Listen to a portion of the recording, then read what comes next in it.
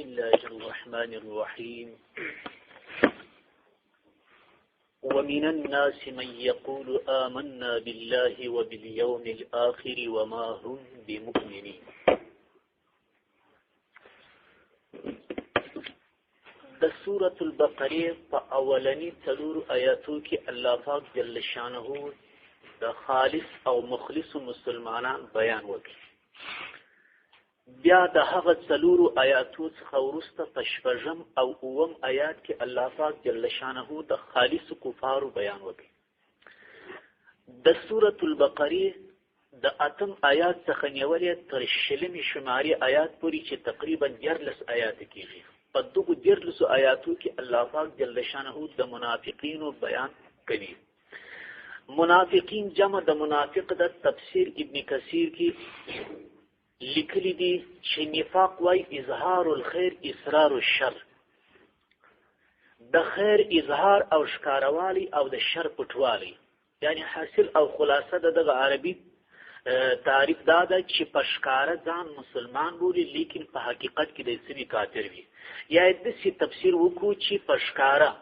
داسې اعمال ترسره کوي چې هغه اعمال د مسلمان وي لیکن په زړه کې عقیده د سوي د کافر وي. کافر عقیده دغه ته وایي چې د اسلام او شریعت چې کوم امور او احکام دي هغه ته د حقانیت عقیده نه لري. پس دغه په ښکاره به اعمال کې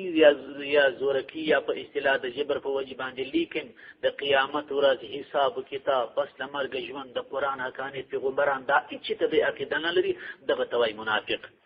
وسی اشکال دادی همیش الله پاک جل شانه د منافقینو بیان په مدنی سورتو کې کوي. مثلا په سورۃ الحشر کې، په سورۃ المنافقین کې، په سورۃ توبه کې، په سورۃ البقره کې.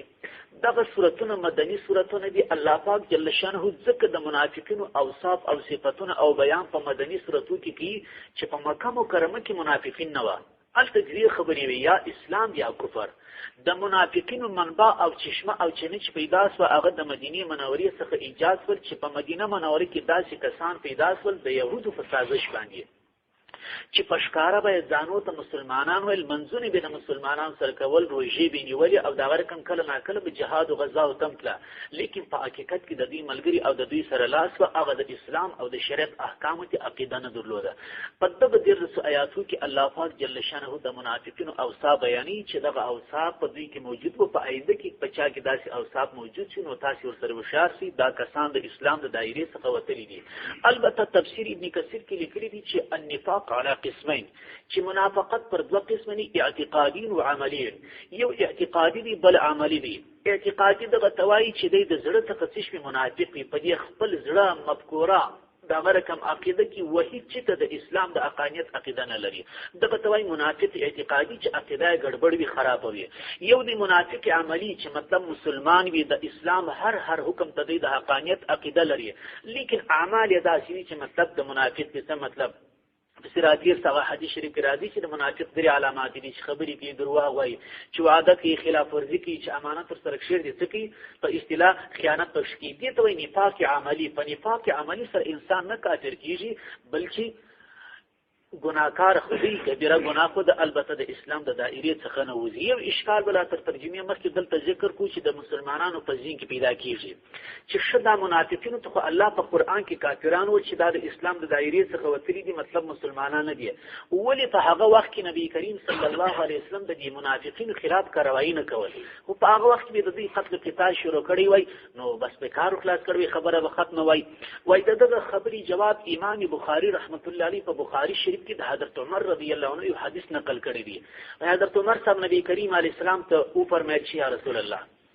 دا منافقین دي الله تعالی په قران کې شولې دي چې دا منافقین دي او د اسلام څخه وتلي دي، خو موږ ته حکم راکړي چې موږ د دوی کار وکړو. وای نبی کریم علیه السلام په جواب کې ورته فرمایي چې اکره لكم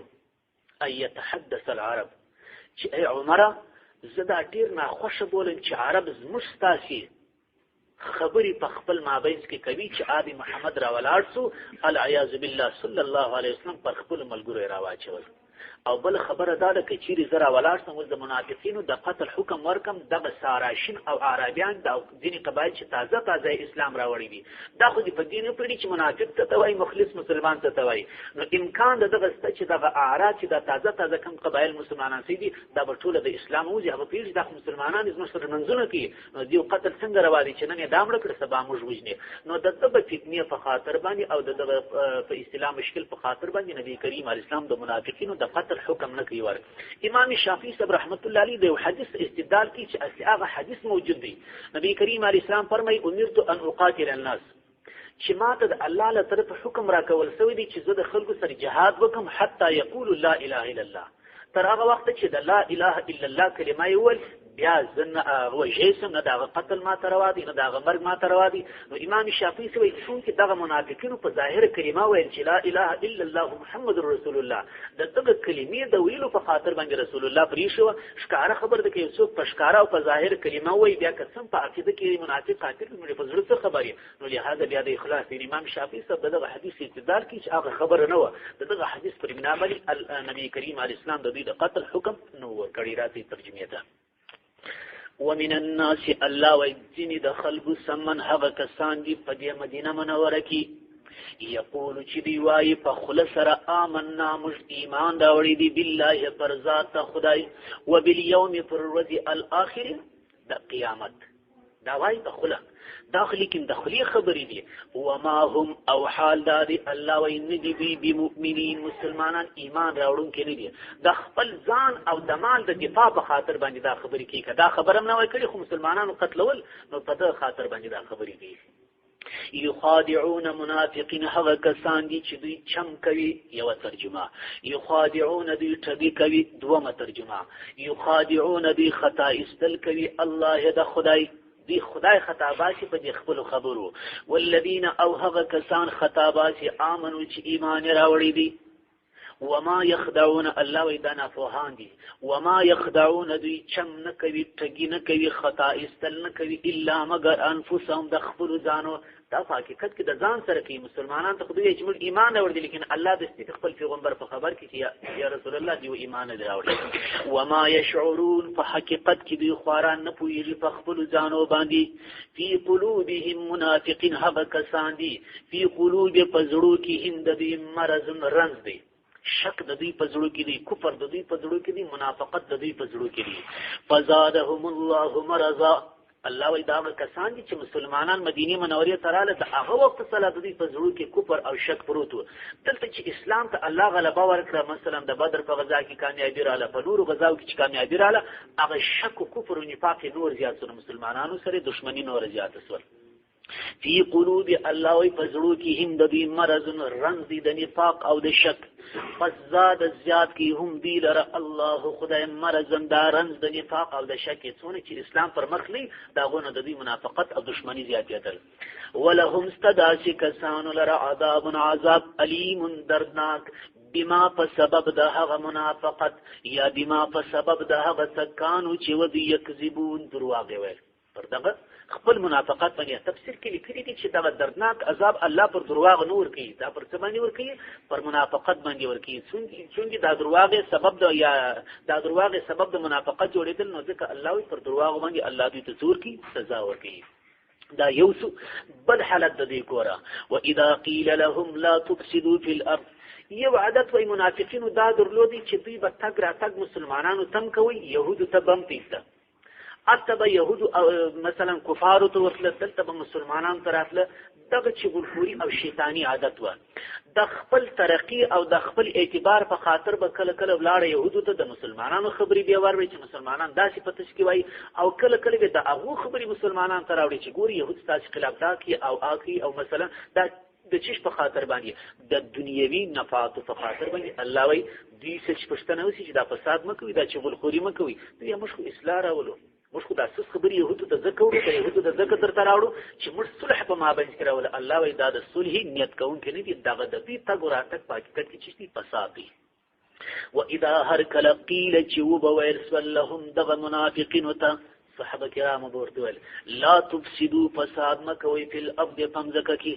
دا څنګه کوي دلته زموږ سره ناسي او بیا زموږ خبرې وړي یهودو ته کوي. قالوا نو منافقینو په جواب کې ورته وویل انما بشک همدا خبره ده نحن مرشي مصلحون اصلاح کوونکي موږ دغه فساد ختمو موږ غواړو چې د مسلمانانو او د یهودو تر مابین جوړه وکړو. الا خبردار اوسئ الله وی خبردار اوسئ ان بشک هم دغه منافقین چې هم دی المفسدون فساد کوونکي دي دوی د خپل ځان او د مال د دفاع په خاطر باندې تاسو دا خبرې کوي ولکن لیکن دوی چې لا يشعرون نه پوهیږي په حقیقت کې چې د امر اصلاح کو که فساد کو دا خبرې الته وړاغه دلته راړو د شیطانت په نیت باندې دا چې اصلاح ده دا یو عادت سو بل عادت یداو واذا قيل لهم امنوا كما امن الناس جنی وختونو به خلک ورته ویل مثلا هغه مسلمانانو چې تازه به مسلمانان سی و هغه براله چې دې پر منافقت باندې ټینګ کړي نو به ورته ول چې راسي سم ایمان راوي دغه ایمان راوي لکه د صحابه چې د نبی کریم علی اسلام تر هر فعل او قول باندې قربان دي لهدا دغه ایمان راوړي دي په جواب کې ورته چې دا خو د عقلان دي دا جاهلان دي دا ایمان موږ نه راوړو دا فریض د کار فریض ده. واذا هر کله قیل چې وبویل سول دي منافقین ته واذا هر کله قیل چې وبویل سول لهم دوی ته امنو راتی ایمان راوي کما لک چې امن ایمان راوړي دي الناس خلقو دغه مؤمنان صحابه کرام چې پر څه طریقه ایمان راوړي دي دغه په صداقت راسي ایمان راوړي. قالوا نو دوی په جواب کې ورته ول انو امنو ایا مش ایمان راوړو کما لک چې امن ایمان راوړي دي السفهاء بعقلان کم عقلانو نبی کریم علیه السلام صحابه ته څو دي عقلان ویل الله پاک جل شانه د صحابه دفاع په قران کې کړی دا. الا خبردار اوسئ ای مسلمانانو ان بشکهم دغه منافقین چې هم دی السفهاء الله دې خپل دي عقلان دي پر مسلمان د عقل حکم لګول خاص د نبی کریم علیه السلام پر صحابه باندې چې د حق معیار دي هغه ته د عقلان ویل دا دوی پاکي قد کې خپل بیا عقلان دي ولکن لا يعلمون لیکن دوی چې لا يعلمون نه پوهیږي. یو عادت سو بل عادت ترازی واذا لقوا الذين امنوا قالوا آمنا واذا خلوا الى شياطينهم قالوا انا معكم انما نحن مستهزئون بل عادت بيداو مسلمانانو ته چې براله نو په خلو به ویل چې موږ ایمان راوړی دي تفسیر کې د عائشہ نزول راوړی دي خیر بهر هر څه دي چې دی و یورز عبد الله ابن ابي ابن سلول چې د منافقینو سردار په مدینه منوره کې د خپل ملګرو سره روانو د منافقینو سره کګوري چې حضرت ابوبکر صدیق حضرت عمر حضرت علي او ځینې نور داسې ملګری صحابه کرام را روان دي و عبد الله ابن ابي ابن سلول پر د خپل منافقینو ملګرو مخ راوړوي چې ګوري دي وستنګ در خطا باسم هغه چې عبد الله ابن ابي ابن سلول ورمخسو اول واره ابو بکر صدیق صاحب ته وویل چې مرحبا بابي بکر صدیق چې مرحبا خدای دراول ابو بکر صدیق ته خدای نبی کریم علیه السلام د غاری سور ملګری ته هغه انسان چې پر اسلام دي ځان او دغه کمال ټول قربان کړی دي دې سودا خبرې وکړي بیا مرحبا یا فاروق خدای دراول ای عمر فاروق ته هغه انسان چې د حق او د باطل تر مابین فیصله کوي او دغه کم د کفارو په مقابل کې ډیر سخت دي یو څه صفاتونه د بیان کړه بیا حضرت علي صاحب ته مخ ورواړي چې خدای دراول ای د رسول الله زما ای د عرب سردار چپل رسول الله ای د بنی هاشم مشره دا خبرې ورته وکړي هریان څول چې تاسو نه صادق سړی دي او ډیر دارمدار د صحابه سره وکي هغه چې خدای په معنی دي نو واخلي صحابه ولاد رسول الله د نبی کریم علیه السلام چې دا څونه خوش اخلاق انسان دی او حالته چې صحابه ولاد نبی کریم علیه السلام ته شکینیان سره د خپل ملګرو مخ راوړوي څنګه می در خطا ایستل دا وګوره دا جاهلان خلک دي کوم عقلان خلک دي پر نبی کریم علیه السلام الله پاک د آیاتونه نازل کړل چې دا خوش اخلاق نه دي دا په مسلمانانو باندې ټوکی او پسخندونه وي خبردار دي سړي چې مسر خلاصي د آیاتونه نازل شول. واذا هرکل لقوا چې د دوی ملاقات وسی الذين دهوا کسانو سره امنو چې ایمان راوړی دي قالوا نو دوی فرتوای آمنا ولا مشم ایمان راوړی دي ستاسو غوندي مخلصین مجهمي هر خدمت چې موږ درته ولاړیو. واذا هرکل خلو چې دوی یواز تنها سی الی شیاطین و شیطانانو ته مخبل د شیطانانو درې تفسیر سوي دي یو تفسیر د شیاطینو په کفارو سره سوي دي چې دوی به کله د مکی کفارو ته ولاړ یا شاوخه کفارو سره چې ملاقات وسو هغه ته ویل چې ګوري زموږ او ستاسو عقیده او مفکوره برابر ده باقي موږ چې مسلمانان ته ورزور سره شینو دارمدار کو د موږ ټوکی په وو بل قول د شیاطینو راغلي دي د یهودو په مشرانو سره چې په دې منافقینو باندې چې دا منافقت کوي او دغه اعمال په کول د حقیقت کې یهودو په کول د یهودو مشران ته چې به دوی ورله هغه ورته چې موږ تاسو د مسلمانانو سره پورته وښته کېږي دا څنګه کار دی دوی ورته چې دا موږ په خپل ماتي وای په حقیقت کې زموږ عقیده او مفکوره ستاسو رقم ده. دریم تفسیر دا دی چې د شیاطین څخه خپل د منافقینو مشران مراد دي چې دا خپل مشرانو ته بوارله نو به تسلی ورکړي چې تاسو دا فکر ونه چې دوی ایمان راوړي دي موږ په دوی باندې پس خاندو په حقیقت کې موږ تاسو په مذهب او په دین او په عقیده کې سره برابر یو. وإذا هركل خلوچ يوازي بس والدغ منافقين إلى شياطين وشيطانان تهم خبل يعني سرداران تخبل قالوا نبيا أغوت وال إنا دي شك مرشي معكم ستاسي ملقري فعقده ومفكوركي إنما دي شك نحن مرشي مستهزئون مشکو پسندو مشکو ټوکی کوونکی په دې مسلمانانو پسې ځکه دا ورزو او دا دار مدار سره کو الله پاک جل شانه بیا د مسلمانانو دفاع کوي. الله خدای چې یستهزئ سزا د ټوکو باور کې بهم و دې منافقینو ته واریم کړل په مدینه منوره کې ذلیل او رسوا دی و یمد الله مهلت ترکی هم دیتا په دې خپل منافقت او گمراهی کې الله وخت ترکی فی طغیانهم دوی چې په خپل سرکشی کې عامهون سرګردان ګرځي اریان دي چې اسلام طرف ته سي کړه کفر طرف ته سي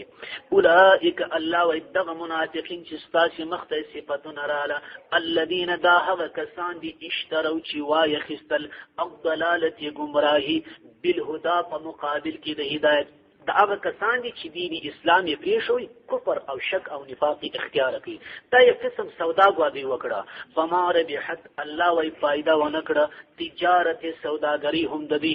دا سودا او معاملات چې وکړه چې هغه اسلام او ایمان یې پریښوي کفر گمراهی اختیار کړ الله وی دا ډیر د تاوان ډکه سودا وکړه فما ربحت هیڅ فائدہ ونه کړه تجارت سوداګری هم د دې وما كانوا نجد دغه منافقین مهتدین پر لارې برابر او هدایت یافته ندي. بس که زو